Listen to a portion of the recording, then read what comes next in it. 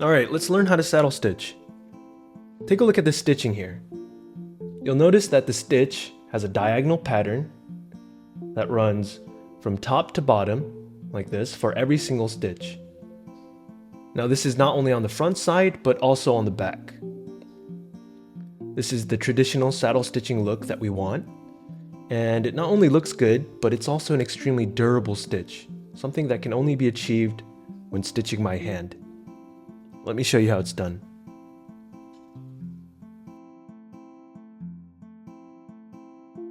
Alright, let's start stitching. The first thing that we're going to do is hold our wallet like this, so that the pockets are facing us.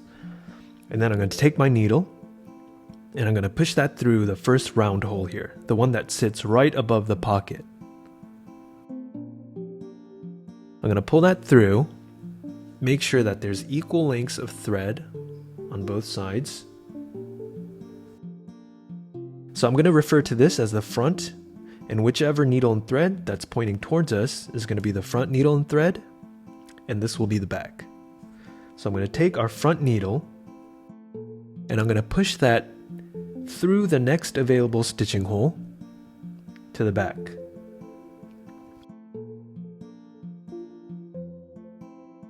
I'll leave some slack right here.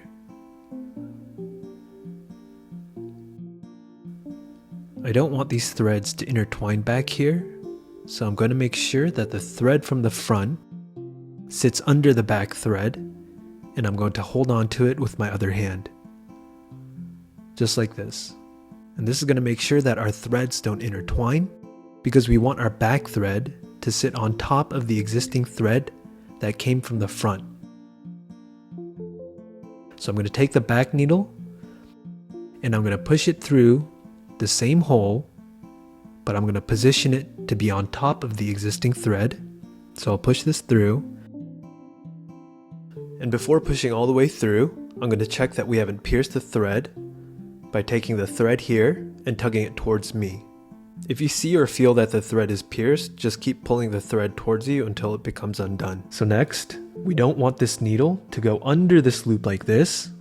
We see that it's sitting on top of the existing thread, and it's not pierced, so I'll pull this through. And I'll pull this through. Check that you have equal lengths of thread on both sides once again. And then I'll take both sides of our thread, hold it like this, and then give it a nice firm tug. Now you don't want to tug too hard, as this might wrinkle the leather, but you just want to give it a nice firm one.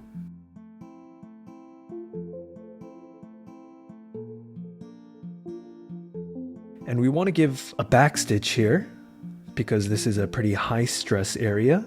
You'll be tugging on this area, you'll be putting cards in. So we want to give this a back stitch. So I'm going to take the needle in the front. I'll push it back into the round hole. Make sure you don't pierce the thread. I'll pull that through.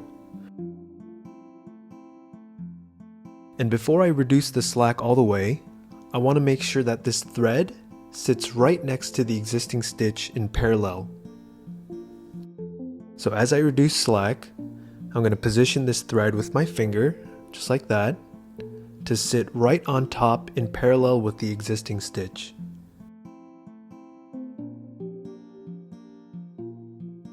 Alright, now I'll take the same needle and push it back towards the front. I'm going to place this needle to sit on top of the existing threads. I'm going to push that through. And the same for this side. I want to make sure that this thread sits right next to the existing stitch in parallel. I don't want them to cross over.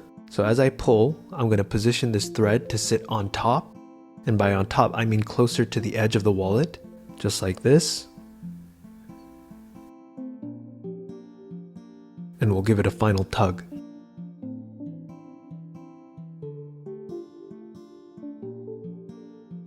We did a back stitch, so we'll just continue on with the saddle stitch. I'm going to hold my wallet like this, take the front needle and thread, push it through the next stitching hole.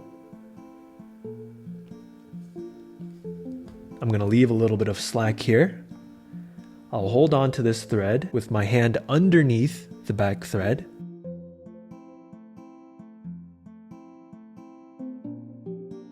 And then I'll take the back needle and thread and I'll push that through the same hole.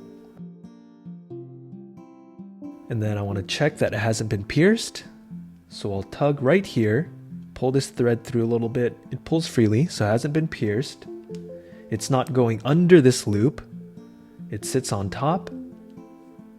So I'll pull this through. And then I'll reduce slack on this side.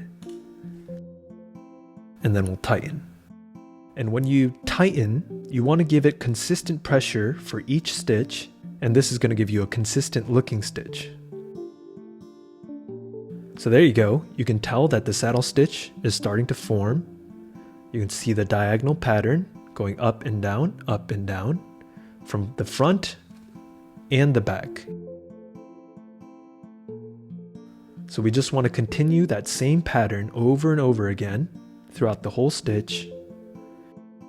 Now if you think about it, what we're doing is we're creating a spiraling stitch of two separate threads. This is what makes saddle stitching so strong. It has two threads that's running throughout the whole stitch, so that if one of the stitches were to break, there's still an entire separate thread that's holding everything together. So you want to continue the saddle stitch all the way until the last hole, and then I'll show you how to finish that stitch off.